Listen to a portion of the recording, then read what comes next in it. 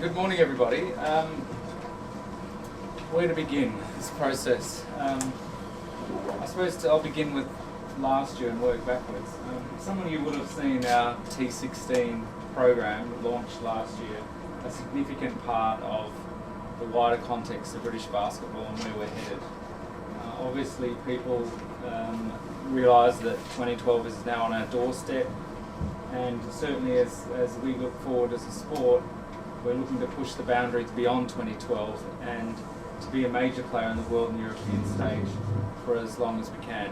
And so we launched T16 last year with a view to a whole range of things about putting the frameworks and structures in place for us to be at the top table of Europe and indeed in the world in the future. But our little group today goes back way beyond that.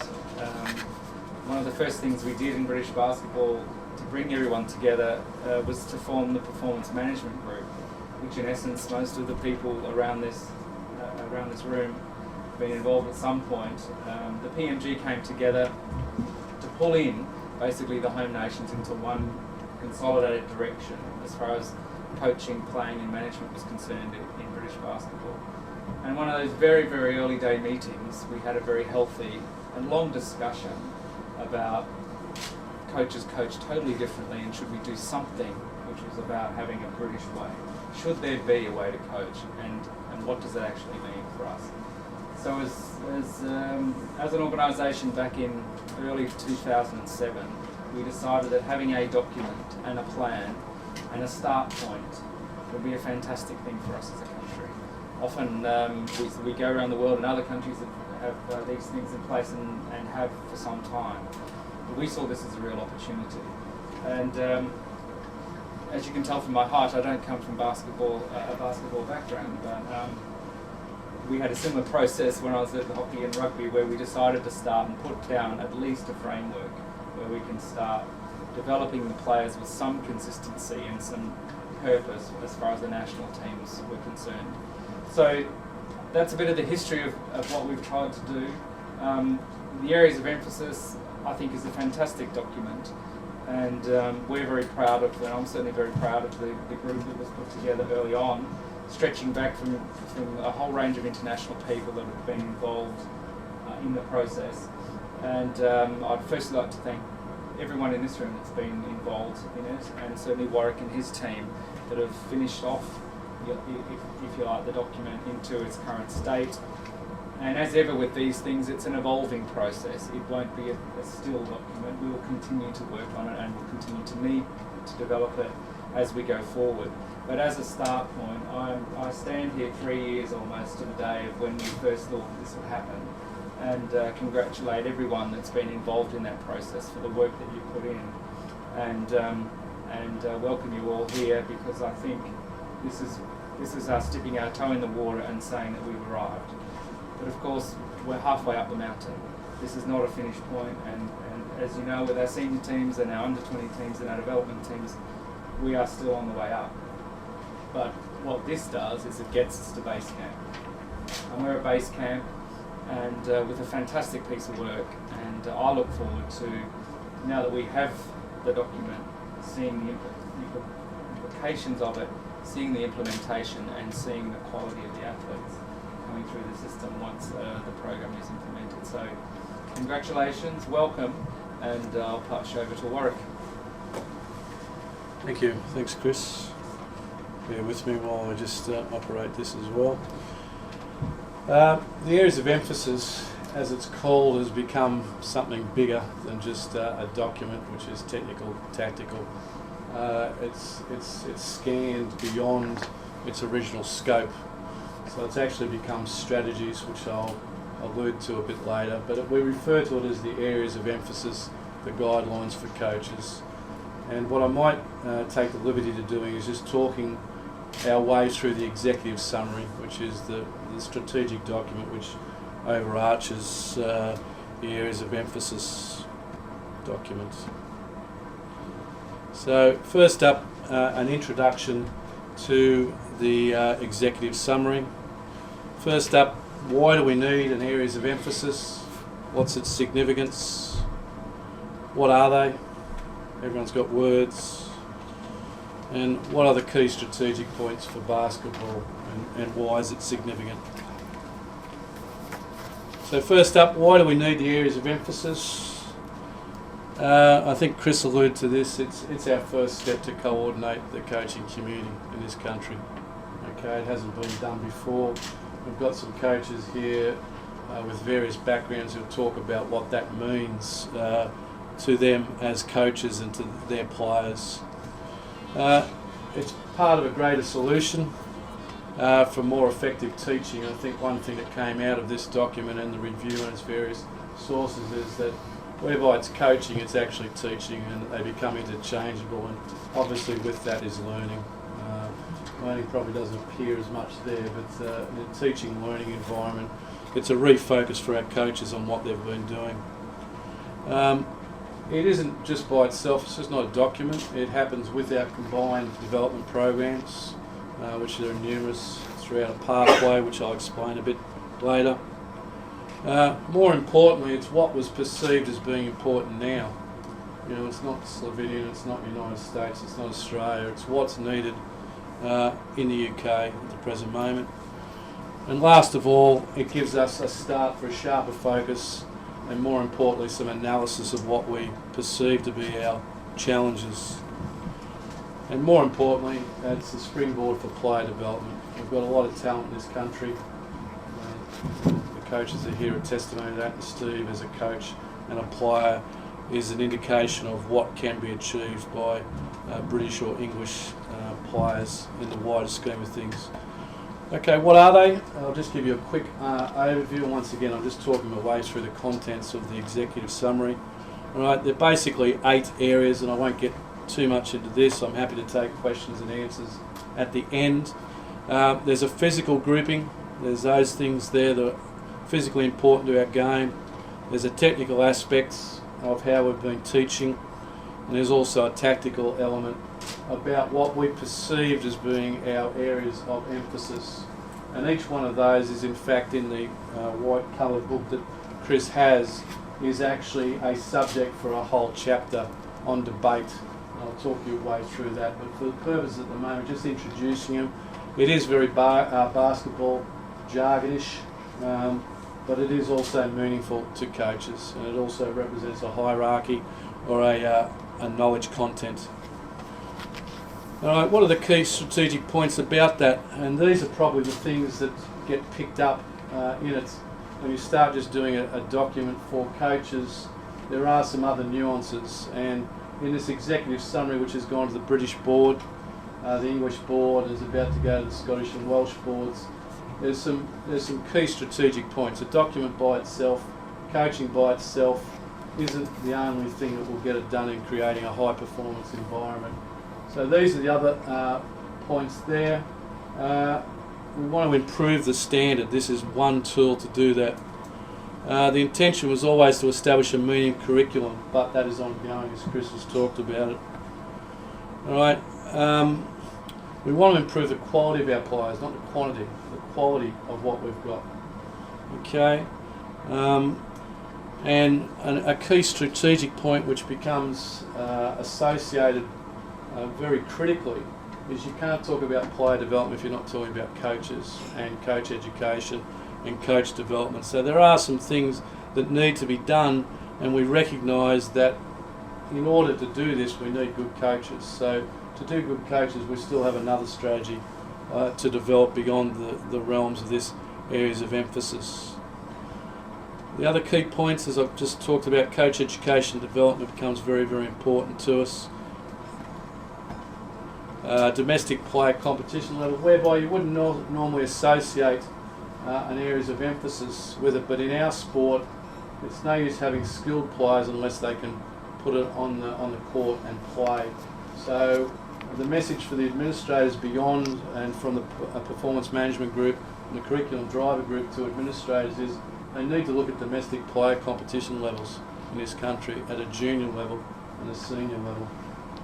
And ideally we'd like to create a sustainable system for full-time coaching opportunities in the UK. And currently I'd have to say that we're not where we'd like to be on that. So they are bigger strategic issues emanating out of this. And the last one is a bit talking about what I talked about before.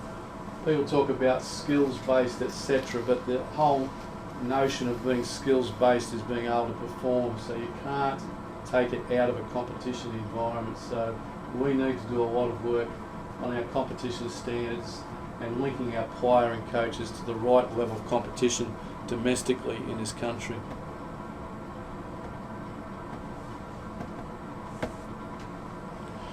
So, enough from me as by way of intro. I'd like you to have the pleasure of listening to some of our coaches whose bios are in the folders. I might introduce them as a group individually and then ask each one to come up in turn. So our first speaker is Damien Jennings, who's involved with our GB program at both a senior level and a junior level. He's active in coach education at University of Wales in Cardiff. Loves coaching junior players. Very young man who aspires to be a coach of the future. So I'd just like to introduce Damien, and he can tell us what it means for coaches of the future in his eyes. Sure. Do it there. Yeah, I'm happy. It's fine. Morning. Thank you for listening. I guess on a personal level, just to start off with, I'd say how exciting the document would be, and almost from a selfish point of view, I wish 16 years ago when I first started coaching, or 8 years ago when I first got involved with the Welsh national team, and even 5 years ago when I first got involved with the GB program, something like this was around. So having been sort of catapulted to sort of the international support coaching and the level that we're at now, I really wish something was around like this for myself. And from a GB perspective, I think that the vision that's written out on the areas of emphasis for multi-skilled athletic basketball players as the real aspiration.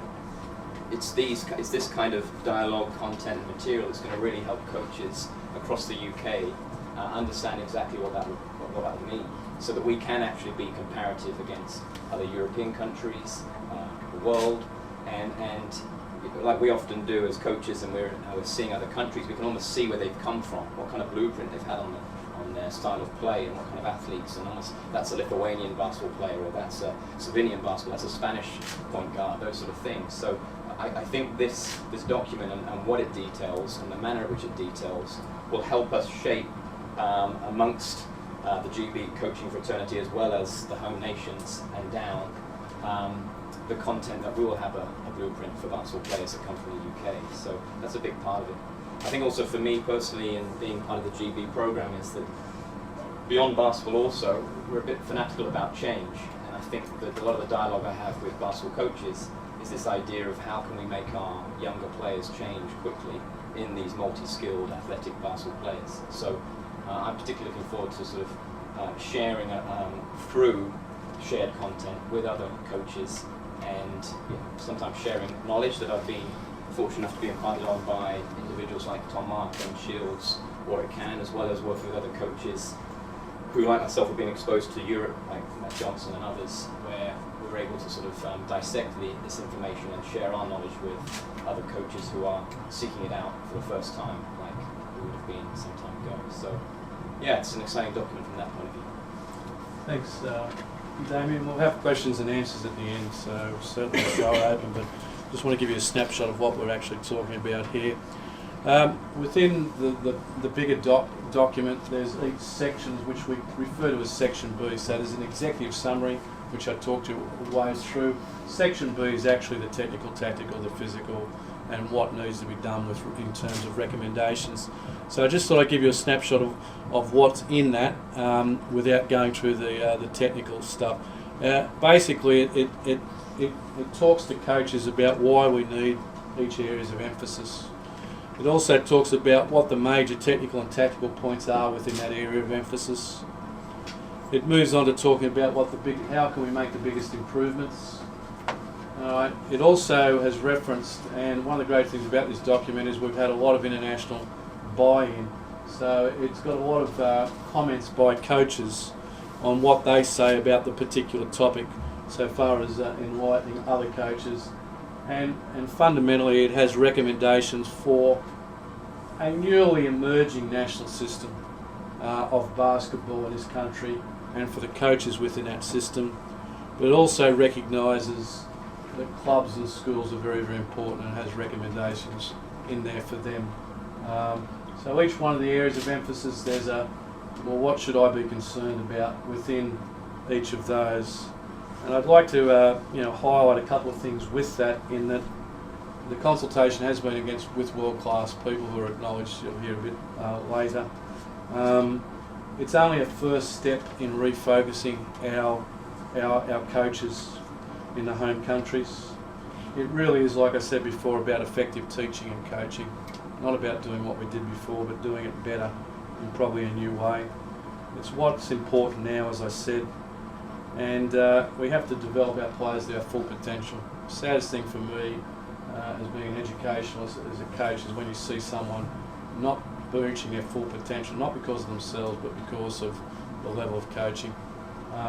So this really is aspirational to make sure that we do a better job of that in future.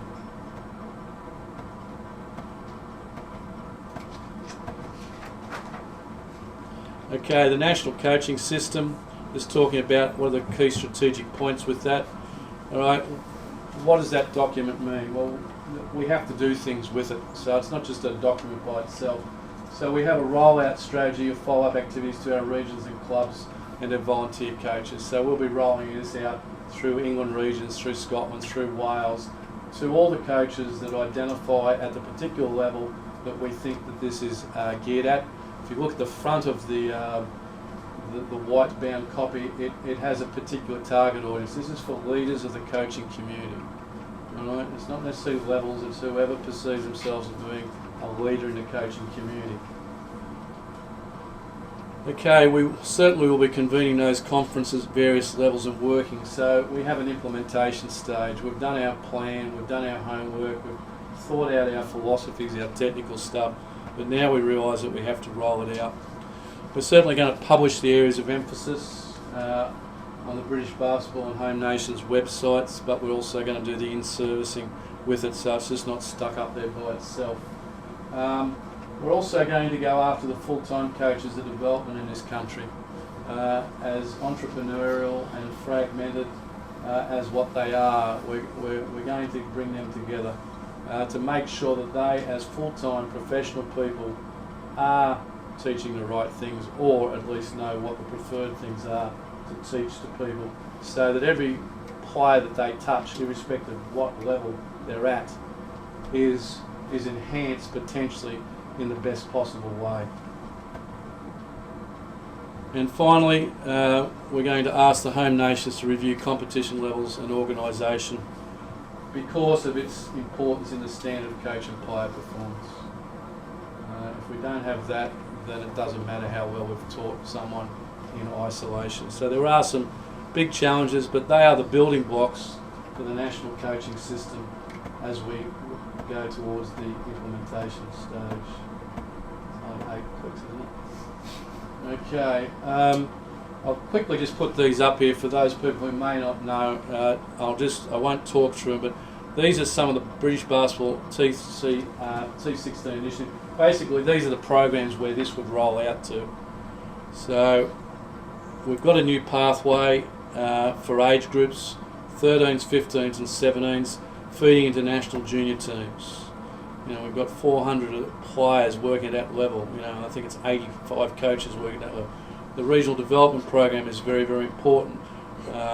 Area performance centres across the whole country, and talent development programs in Scotland work on basic skills in season to support club endeavours.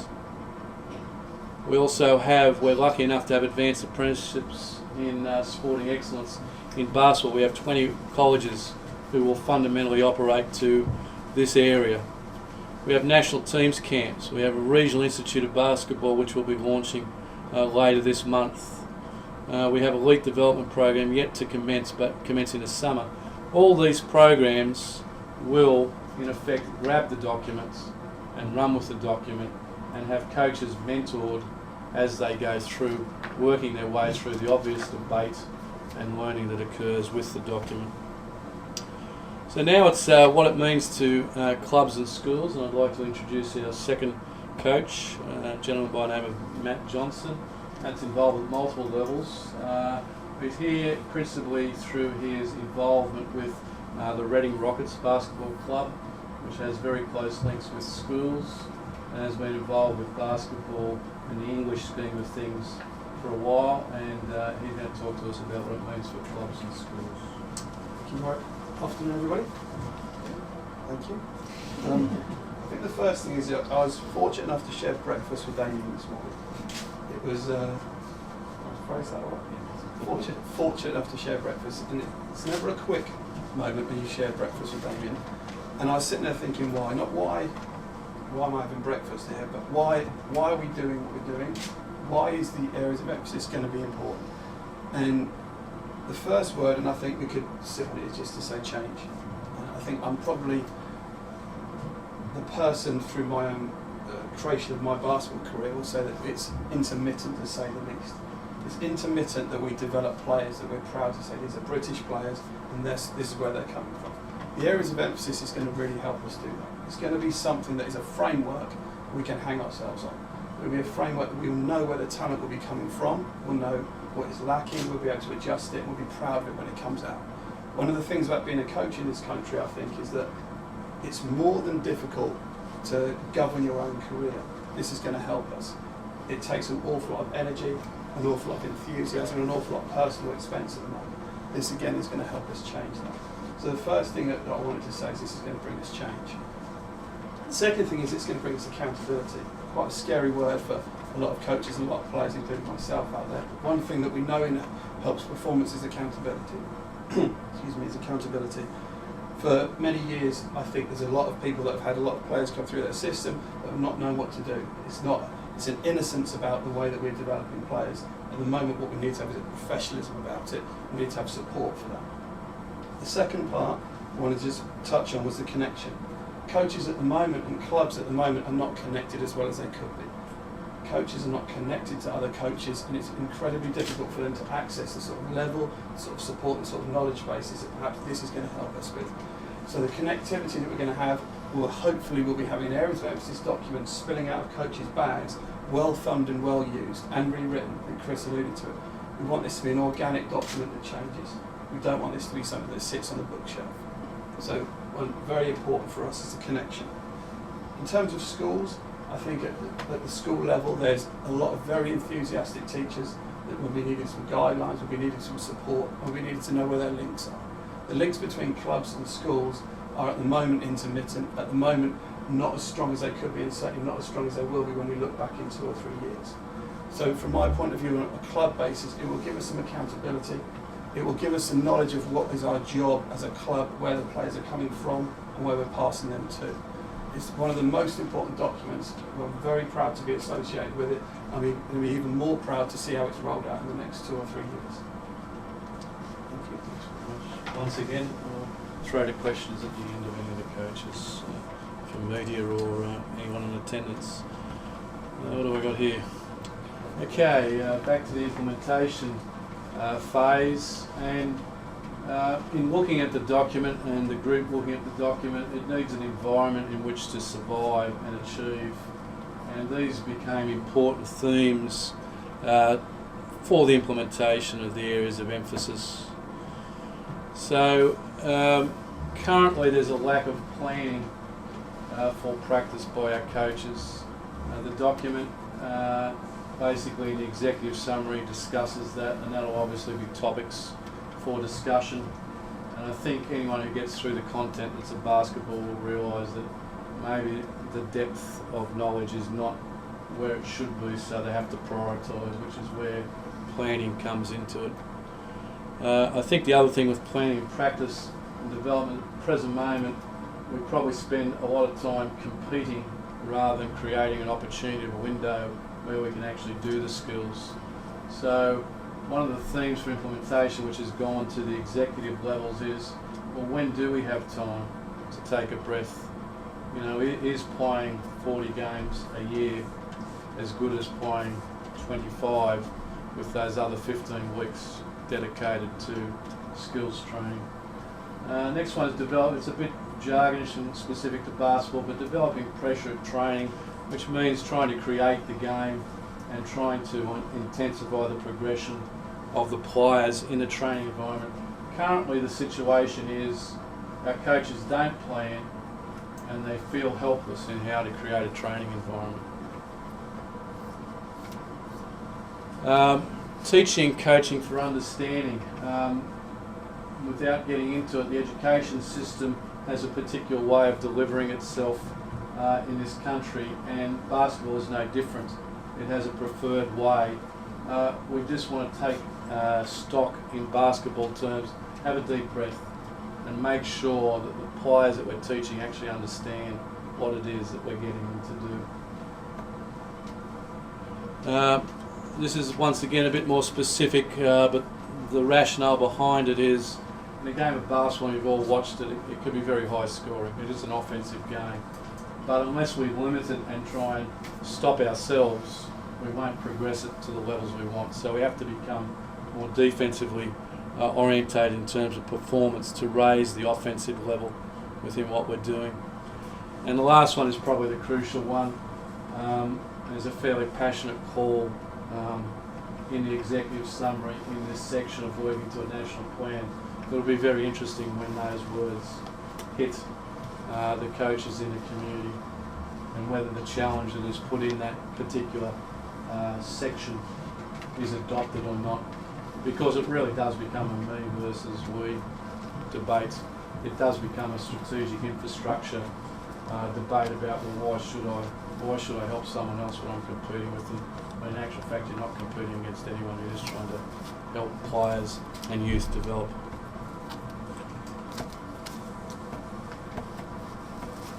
Sorry about this. Okay, finally on to our last speaker, but by no means least. What it means for players from clubs to club and beyond. I'd like to introduce Steve Bucknell. For those who don't know, Steve's bio is there, but with giving you a quick rundown without belittling the rest of us in the room. Steve is English, talented at basketball, moved offshore, became an All-American, even though he's English. Went to a very prestigious basketball school in the United States by North Carolina. Okay, and then was selected to play professional basketball. Most people have heard of the LA Lakers, so Steve's played with that. But the great thing is he did that for 17 years in Europe. And even the better thing now is that he's back helping the next generation in England as an APC coach and an England coach. Over to you, Steve. Sounds good. My two colleagues here, I think they summarized some of the benefits of the document, so I'm kind of stuck for words, but I'm going to come from a different approach. I remember about 15 years ago, with Coach Dr. Laszlo Nemeth, who was the coach of England, we were sitting around at dinner table saying, wouldn't it be nice if the whole country had a Bible, a basketball Bible, that everybody could work towards. And he was just saying that it would make his life a lot easier, because when he has national team training, he wouldn't have to go over so many different things and trying to help the players improve their fundamentals, which at that stage in the men's team they should have known. So he didn't want to have to go back and revisit some of the emphasis, the 8 emphasis. He didn't want to have to go back over that and waste practice time. So that was a big subject for him. And it's funny now, 15 years later, that things have come together. We've got the people in the right places, and here we are. We have this document. And for me, I find, just starting my position as the under-18 coach, I found that this document would be very useful to me, because some of the players who are at that standard, supposedly playing for England or who want to play for England, still don't have some of the 8 emphasis, still haven't worked enough to make the grade. And usually this will hurt the coach when you go and you start playing games against good teams who have covered all the fundamentals from a younger age, and their games, their skill sets are a lot stronger. So for me, it's a very important document. The question is how are we going to get it to the club coaches to actually implement some of this stuff and teach their kids and make the kids use the 8 emphasis and improve their game. Because one of the things I know is very difficult to do is to get kids to work on certain things. They all want to do the fancy dribbles and execute the dunk plays, But when you go back to fundamentals and drilling fundamentals and repetition, not many want to do it. Only the good ones want to do it. And for example, Luau Deng, I saw him when he was 15 years old. This is the only thing he did was fundamentals in the gym. While we were playing at Crystal Palace, other players were playing up and down, 1-on-1, 3-on-3. He was over at the side doing his basic skills, his fundamentals, incorporating some of the 8 emphases. And you know, back then I looked over there and said, that's going to be a player there. But he's working on the basics. He's not right about playing 5-on-5, he's working on his skills.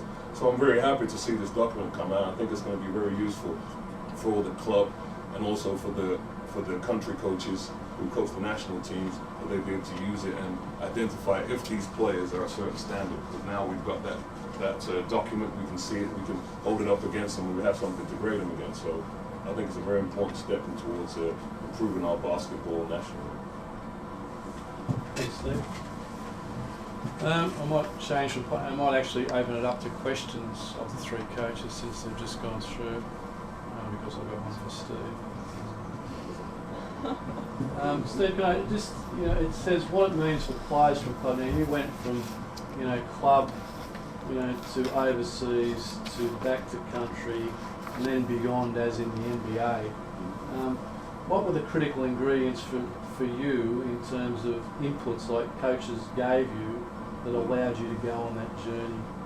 I think apart from my limited natural ability, it was the coaches I had. I was fortunate enough to have some of the better coaches around. Roy Packham at Crystal Palace at a very young age taught me well. I had a coach in high school, Tom Tyndall, who was very, very recognized as a teaching coach. Then I went on to have Dean Smith, all of you know. So I was lucky. So it's always important to me that the coaches are good, because the coaches will make the players. Apart from the ability to jump and run and show the physical side of the game, it's actually the coach that makes the difference. Do you think this document has the ability to influence the coach to get Definitely. I think if the coach reviews the document and uses the guidance and uses it as a Bible, as a reference guide, time and time again, that he will be able to see the difference in his player standard. Any other questions? Sure. Matt, you made a comment about this helping to increase the type of coaching capacity.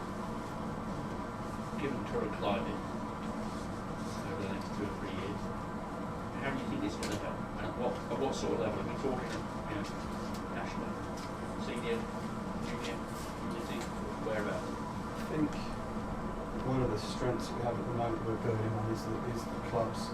If the clubs are now starting to develop into the education systems, we haven't done that previously very well. The arrival of the ACE programme and other such MDQ qualifications that other sports have been fortunate to develop, we're now starting to be able to ride on that a little bit more and start to incorporate basketball skills, education and coaching all under one roof. I think that's going to become a route for us to have professional coaches that we've never seen before.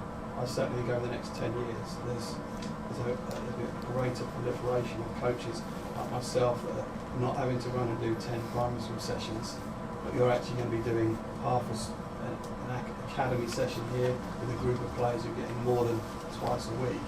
And you can actually develop yourself and start taking information from the document, from the players and from the people that know about how we can actually enhance the programme, but within a more safe environment for us to do our own jobs. I think the route with linking to education and the background that this will give us will hopefully open some of those doors. Yeah, just on that point, I think that is it professional coaching, professional coaches or coaches of professionals? We want professional coaches to coach junior players and to be full-time in the community, to do a good job with quality as well as participation. And that's probably where our goal is, and things are developing. Any other questions of the panel?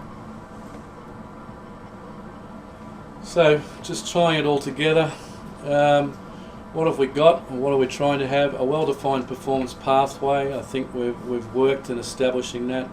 We've also, in the years that we've been British basketball, we've now got home nations, national development programs working on development. We've now got this curriculum guide.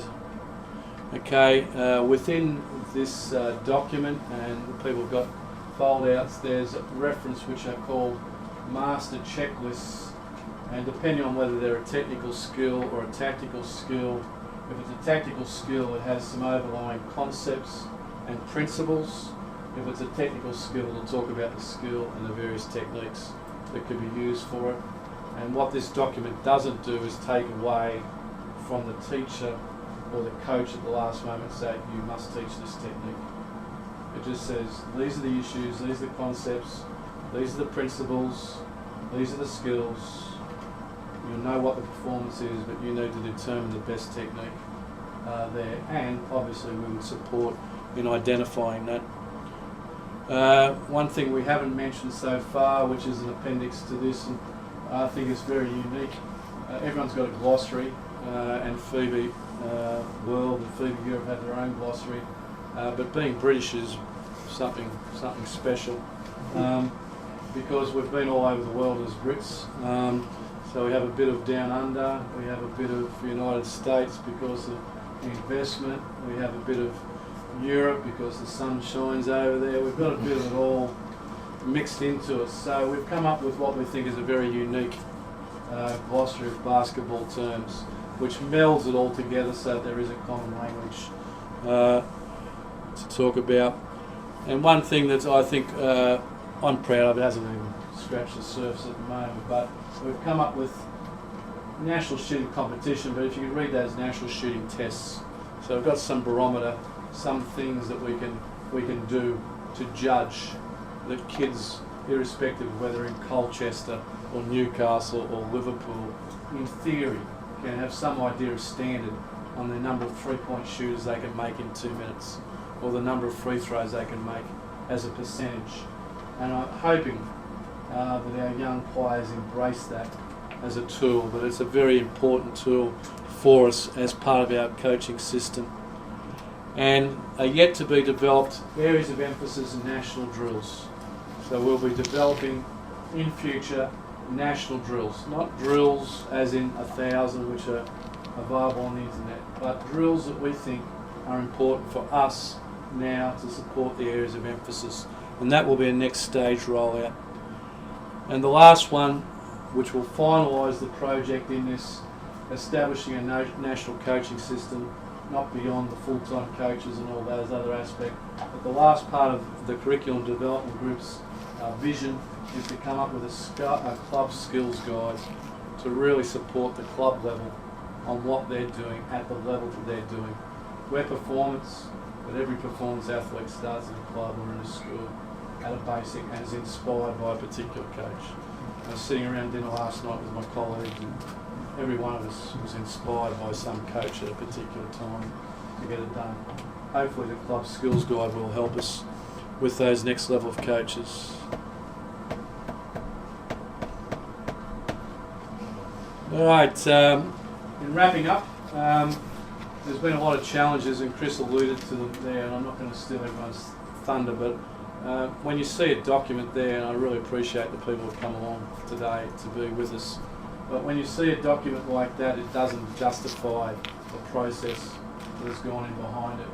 There was a lot of challenges identified by that group that Chris talked about in 2007, which have been able to be manifested. It's like the writing of history.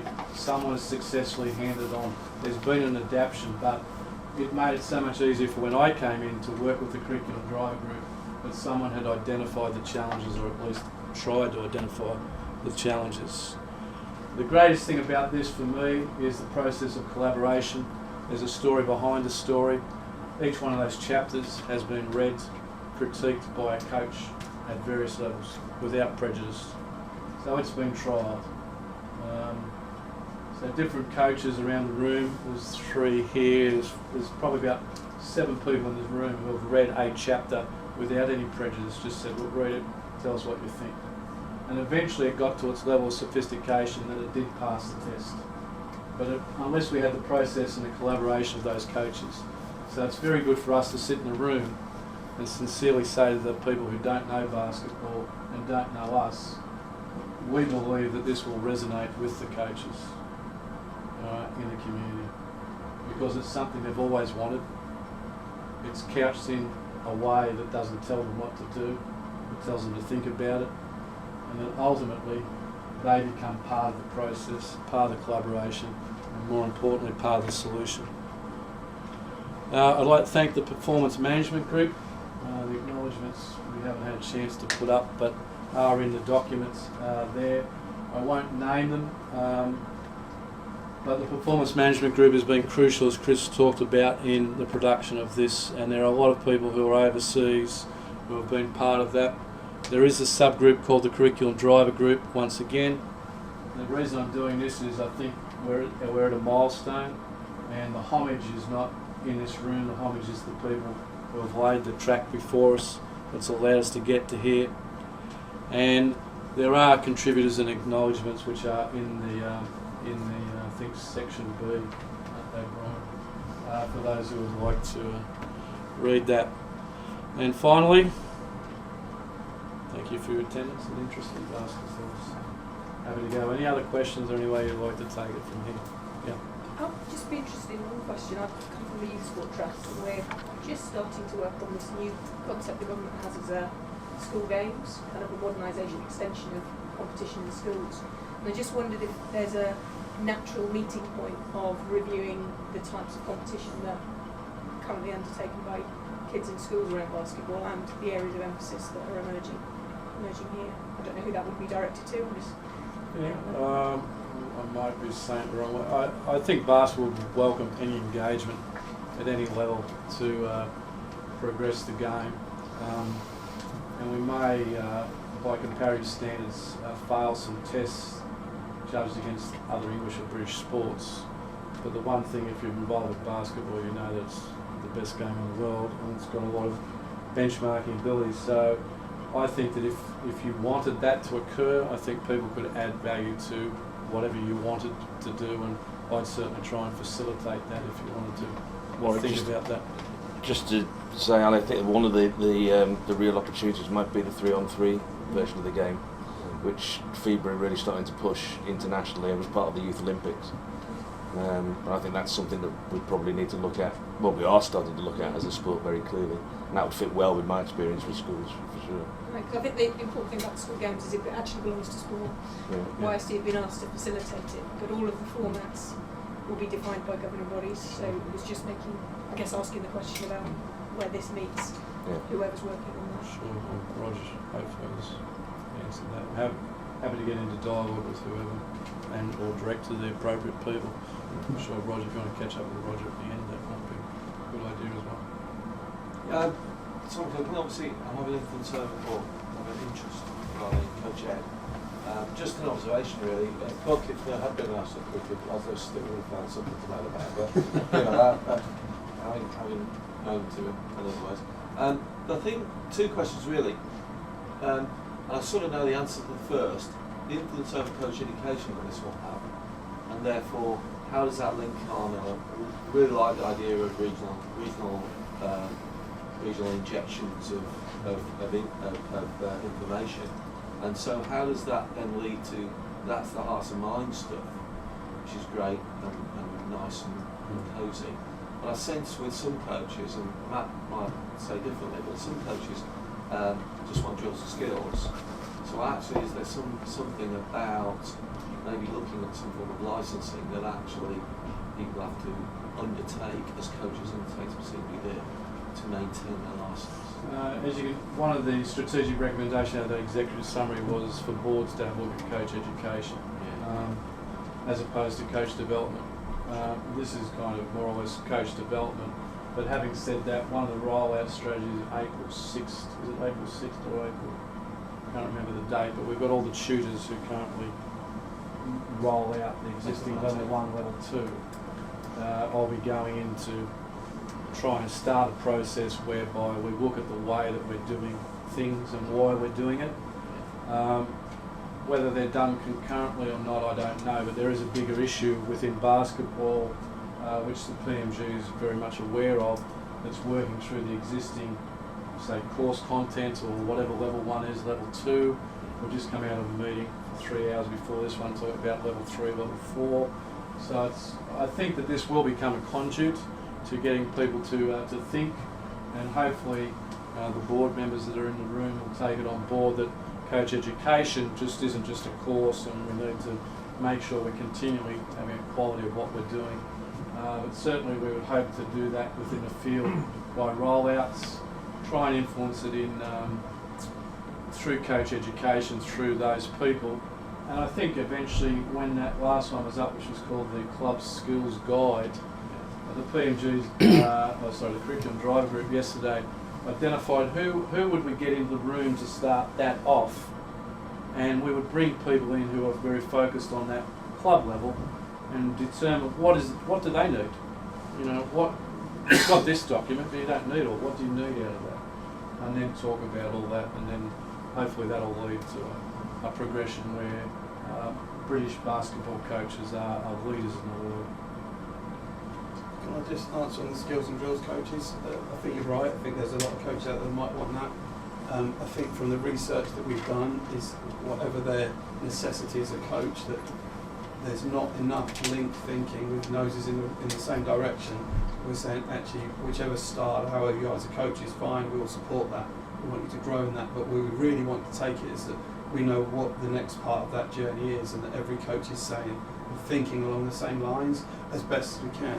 I think that's probably more the journey than what the actual technique and the tactics are going to be. That will be one smaller part of it, which will have an influence, I'm sure, but I think the bigger wins are in actually the flow of the whole system improvement. I hope that's what you're saying. To add to that, and to if you like, add to Matt's comments in terms of where the area of emphasis fit in within the coach development and coach education, it really does add some big bones to the coach development pathway, because now coaches will be able to see what they need to be able to do and focus in, and the areas they need to work within to progress within, not just as a coach themselves, but within the hierarchy of coaching within the basketball UK. Yeah, it's quite ironic. I just reflect on what you've said to me when I had to go around and visit a lot of coaches, and Brian was at the first coach that I saw in this country. But at the end of the day, you need to be organised. So the people who want the skills and drills, it's a bit ironic that they're not organised. Yeah. You know, so we're hoping to influence that through culture, and say, for us, this is what a basketball coach is, because as you know, across all the sports, we say here, what is a good basketball coach? You know, and there's different levels to it. So I think within this national framework, we would work through that and hopefully influence coach education for the next generation. Oh, I hope so. Yeah. No, I think it's whether the hearts and minds I'm with. It's whether it needs legislation from a government point of view. I.e., you must do this if we're going to keep up to that. Well, it could well be, and maybe It's discussion. maybe that point. I think I don't disagree about the licensing thing, because I think I've run into a lot of off subject here, but I've run into a lot of 25 and 27-year-old coaches who think that they've made it. And it's a bit. I don't burst any bubbles, but it does shock me. And how do you refocus people like that who think that they've come through and got all the tickets and I think this will disturb a few coaches.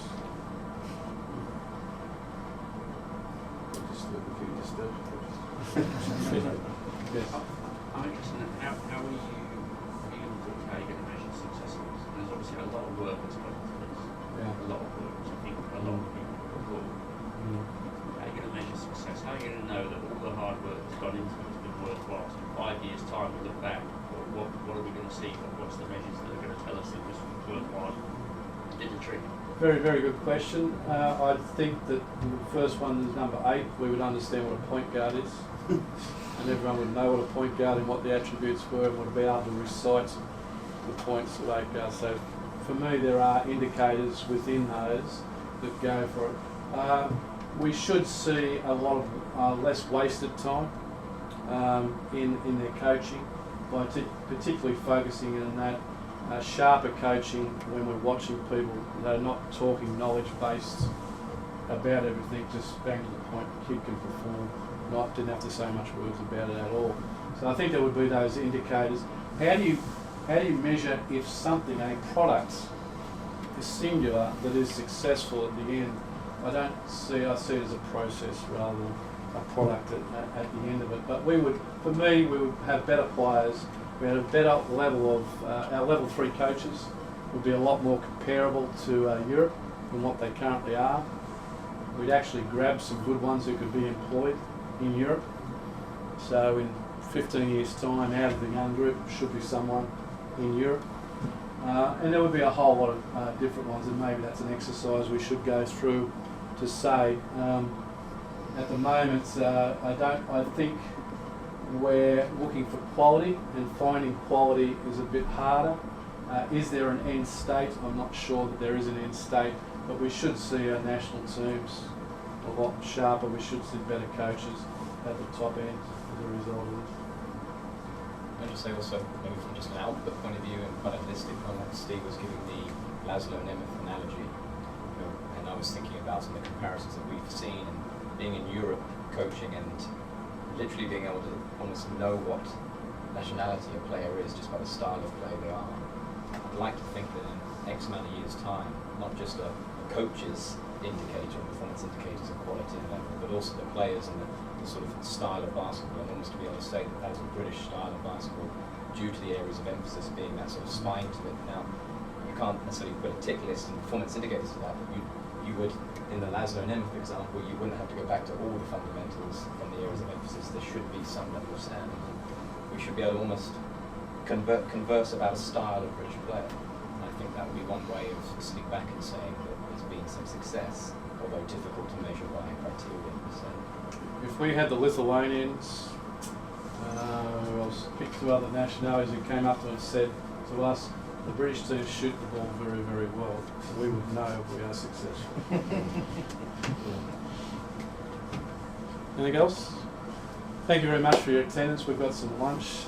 We've gone a bit overboard, but I really appreciate you being here. Thank you very much for your questions. If we can help in any way, then we'll have to do it. My sincere thanks to the panel of you. Put your hands together for those guys. Appreciate them getting away from their day jobs and coming in, and hopefully it's been good for basketball. But thank you once again for being here.